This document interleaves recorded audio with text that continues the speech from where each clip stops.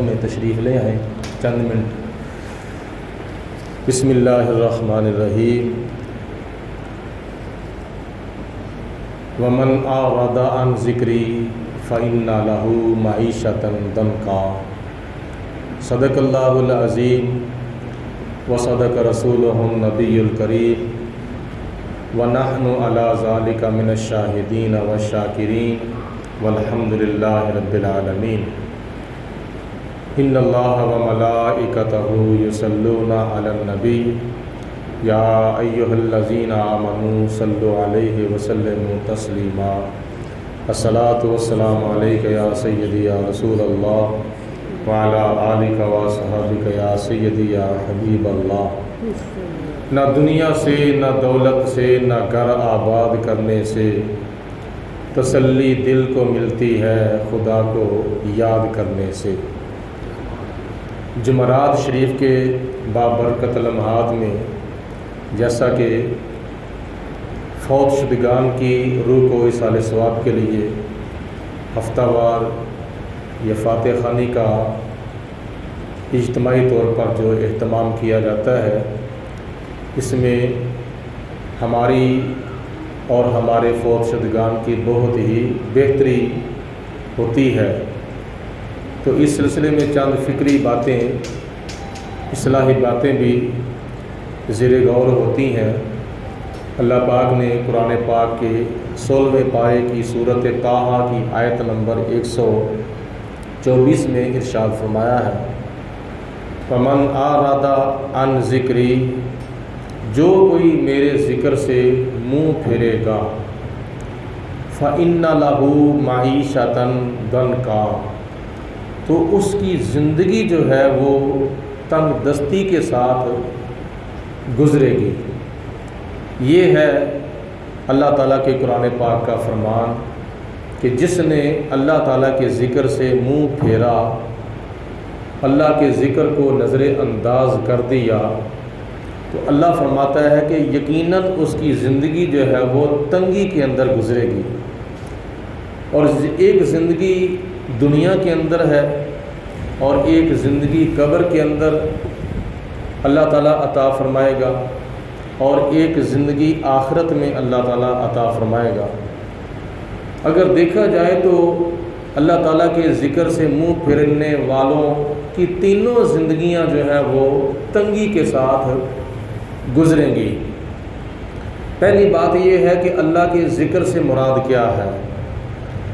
بعض روایات میں آتا ہے کہ اللہ کے ذکر سے مراد اللہ کا قرآن ہے، جیسا کہ قرآن پاک خود ارشاد فرماتا ہے، انا نحن نزلنا الذکر وانا لہ لحافظون، اس ذکر کو ہم نے ہی نازل کیا ہے اور اس ذکر کی حفاظت کا ذمہ بھی ہم نے خود لیا ہے۔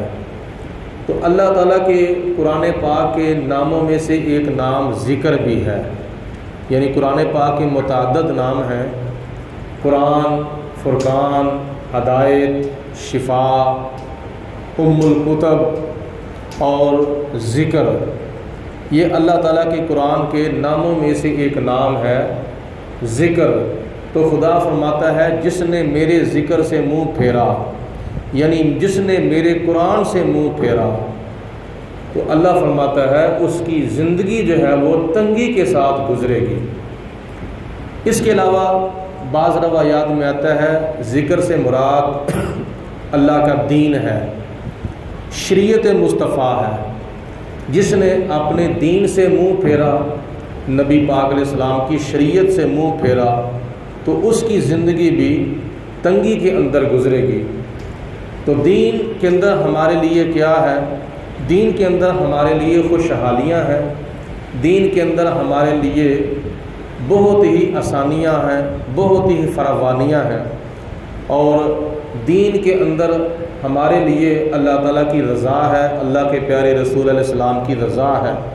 اور جس نے اپنی زندگی کو دین کے تابع کر دیا تو دین پھر اس کو محروم نہیں رکھتا، بلکہ اللہ تعالیٰ کا دین اس کو دنیا کے اندر بھی خوشحال رکھتا ہے اور آخرت میں بھی خوشحال رکھے گا۔ بعض روایات میں آتا ہے دین سے مراد اللہ کے پیارے محبوب آخری نبی آخری رسول حضرت محمد مصطفیٰ صلی اللہ علیہ وسلم ہے۔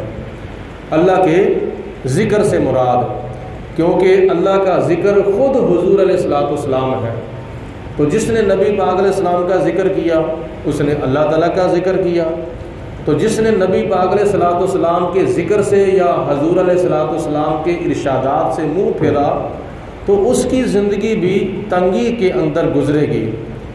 تو اعلیٰ حضرت امام محمد رضا رحمۃ اللہ تعالیٰ علیہ فرماتے ہیں، ٹھوکرے کھاتے پھرو گے ان کے در پر پڑ رہو۔ حضور علیہ السلام کا در چھوڑ کر اور نبی پاک علیہ السلام کی سنگت کو چھوڑ کر، حضور علیہ السلام کی محبت کو چھوڑ کر، نبی پاک علیہ السلام کا دامن چھوڑ کر تم کہاں جا رہے ہو اور کہاں تم سکون حاصل کرتے ہو؟ تمہیں کہیں بھی سکون نہیں ملے گا۔ اگر سکون ملے گا تو بارگاہ مصطفیٰ کے اندر نبی پاک علیہ السلام کی محبت حاصل کرنے سے، دامن مصطفیٰ حاصل کرنے سے سکون ملے گا، نہ دنیا سے، نہ دولت سے، نہ گھر آباد کرنے سے۔ تسلی دل کو ملتی ہے خدا کو یاد کرنے سے۔ تو یہ تو بات کنفرم ہو گئی کہ اللہ کے ذکر سے مراد اللہ کا قرآن ہے، لہٰذا دنیا اور آخرت کی زندگی کے اندر تنگیوں سے بچنے کے لیے اللہ تعالیٰ کے قرآن سے منہ نہیں پھیرنا چاہیے۔ دوسری بات، اللہ کے ذکر سے مراد اللہ کا دین ہے، تو دین سے بھی منہ نہیں پھیرنا چاہیے۔ اور تیسری بات، اللہ کے ذکر سے مراد نبی پاک علیہ السلام کا ذکر ہے، اور حضور علیہ السلام کی شریعت اور حضور علیہ السلام کے دامن سے بھی منہ نہیں پھیرنا چاہیے۔ اگر کوئی نبی پاک علیہ السلام کا دامن تھام لیتا ہے، دین کی طرف زیادہ سے زیادہ راغب ہوتا ہے اور قرآن پاک کی صبح و شام دن رات تلاوت کرتا ہے، درس قرآن سنتا ہے اور قرآن پاک کے ساتھ والہانہ محبت رکھتا ہے، تو پھر یہ اللہ تعالیٰ کی جو نعمتیں ہیں اس کو محروم نہیں رکھیں گی، بلکہ دنیا اور آخرت کے اندر اللہ تعالیٰ کے بارگاہ سے ان کو یہ کامیابیاں، یہ چیزیں دلائیں گی۔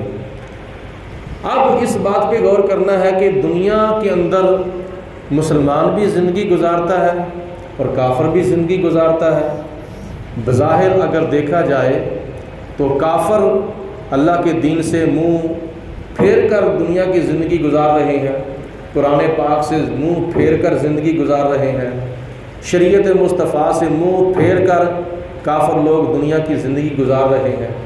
تو اس کے باوجود ان کے پاس دولتیں ہیں، ان کے پاس بڑے خزانے ہیں، ان کے پاس بڑا مال ہے، تو اس کی کیا وجہ ہے؟ مسلمان نبی پاک علیہ السلام کے دین کے تابع ہے، تو پھر بھی کئی مسلمان ایسے ہیں کہ جو غریب ہیں، اور عالمی سطح پر بھی دیکھا جائے تو یہود و نصارہ کے پاس اور ہندوؤں اور سکھوں کے پاس مال جو ہے وہ مسلمانوں کی بنسبت زیادہ ہے، اور مسلمان کئی ممالک جو ہیں وہ مقروض ہیں۔ اس کی کیا وجہ ہے؟ وجہ یہ ہے کہ اگر کافروں کے پاس دولت دنیا کا مال اگرچہ وافر مقدار میں موجود ہے، لیکن ان کے پاس سکون نہیں ہے، تو بات تو سکون کی ہے، دولت تھوڑی ہو یا زیادہ ہو، تو سکون دل کو اگر حاصل ہے تو پھر دنیا کے اندر بھی کامیابی ہے اور آخرت کے اندر بھی کامیابی ہے۔ تو اگر کافروں نے، ہندوؤں نے، سکھوں نے، یہودیوں نے، عیسائیوں نے اپنے خزانوں کے اندر، اپنے ملکوں کے اندر اگر دولتوں کے انبار بھی جمع کر لیے ہیں لیکن ان کے پاس سکون نہیں ہے، تو پھر یہ کون سی زندگی ہے؟ اس زندگی کا کیا فائدہ ہے؟ تو بات یہ ہے کہ دولت تھوڑی ہو یا زیادہ ہو، اللہ تعالیٰ کے ذکر سے ہی سکون ملتا ہے۔ قرآن پاک میں اللہ تعالیٰ فرماتا ہے، الا بذکر اللہ تطمئن القلوب، خبردار دل کے کان کھول کے سن لو، اگر سکون ملتا ہے تو اللہ تعالیٰ کے ذکر سے ملتا ہے۔ تو اس لیے اللہ پاک کی ذات بابرکات کا زیادہ سے زیادہ ذکر کرنا چاہیے تاکہ دلوں کو سکون ملے۔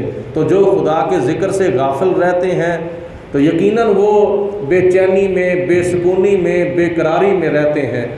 تو آج اگر کوئی بندہ جان بوجھ کے نماز چھوڑتا ہے تو اس کے دل کے اندر خیال تو پیدا ہوتا ہے کہ میں نے نماز چھوڑی ہے، لہٰذا مجھے نماز پڑھنی چاہیے تھی، لیکن جو نماز پڑھ لیتا ہے، نماز پڑھنے کے بعد وہ فریش ہو جاتا ہے، اس کے دل کو سکون مل جاتا ہے، اس کے دل کو تسلی مل جاتی ہے۔ اور نبی کریم علیہ الصلوۃ والسلام نے ارشاد فرمایا کہ اے میرے صحابہ، تم جانتے ہو کہ یہ تنگی سے مراد کیا ہے؟ تو صحابہ نے نبی پاک علیہ السلام کی بارگاہ میں عرض کی، یا رسول اللہ، اللہ جانتا ہے، یا اللہ تعالیٰ کی عطا سے آپ جانتے ہیں کہ جو اللہ کے ذکر سے منہ پھیرتا ہے اس کی زندگی جو ہے وہ تنگی کے اندر گزرتی ہے، اور اس تنگی کی حقیقت کو اللہ جانتا ہے یا آپ جانتے ہیں؟ تو نبی کریم علیہ الصلوۃ والسلام نے حدیث پاک میں ارشاد فرمایا، اس تنگی سے مراد کافر کی قبر کی زندگی ہے۔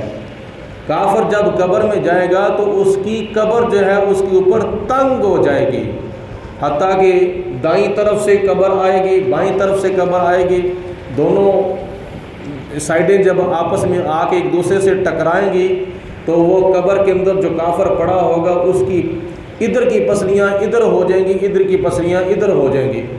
تو یہ اس کی تنگی ہے۔ اور اس کے علاوہ نبی پاک علیہ الصلوۃ والسلام نے ارشاد فرمایا کہ کافر کو قبر کے اندر جو تنگی ملنی ہے دین سے منہ پھیرنے کی وجہ سے، قرآن پاک سے منہ پھیرنے کی وجہ سے، دین سے منہ پھیرنے کی وجہ سے جو تنگی حاصل ہونی ہے قبر کے اندر کافر کو، اس سے مراد یہ ہے کہ اللہ پاک کافر کی قبر کے اندر اس کے اوپر 99 سانپ مسلط کر دے گا۔ اس حدیث پاک کی شرح محدثین نے، مفسرین نے لکھی ہے کہ اس سے مراد یہ ہے، حضور علیہ السلام نے فرمایا کہ کافر کی زندگی جو ہے اس کی تنگی سے مراد یہ ہے کہ قبر کے اندر جب کافر جائے گا تو اس کی قبر کے اندر اس کے اوپر 99 ایک کم 100 سانپ جو ہے وہ مسلط ہو جائیں گے، اور ہر سانپ کا ایک نہیں، دو نہیں، بلکہ ہر سانپ کے 100 منہ ہوں گے، اور وہ جو سانپ ہیں اس کافر کے اوپر پھونکے ماریں گے اور اس کا گوشت نوچیں گے، اس کو ڈنگ ماریں گے، اور قیامت تک اس کو عذاب قبر کے اندر اسی طرح گرفتار رکھا جائے گا۔ یہ ہے اس کی قبر کی زندگی کی تنگی جو اس کو مرنے کے بعد قبر کے اندر حاصل ہونی ہے۔ یہ کس چیز کا نتیجہ تھا؟ اللہ تعالیٰ کے دین سے منہ پھیرنے کا، قرآن پاک سے منہ پھیرنے کا نتیجہ تھا۔ اور آخرت کے اندر جو کافر کو زندگی کے اندر تنگی نصیب ہونی ہے، وہ قبر کے عذاب کے بعد پھر جہنم کے اندر اللہ تعالیٰ اس کو آگ کا عذاب دے گا۔ کھانے کے لیے اس کو تھوڑ کا درخت جو کہ کڑوا ہے، اور اس کو کانٹے جو ہیں وہ دیے جائیں گے جو اس کے حلق کے اندر پھنس جائیں گے۔ سوال پیدا ہوتا ہے کہ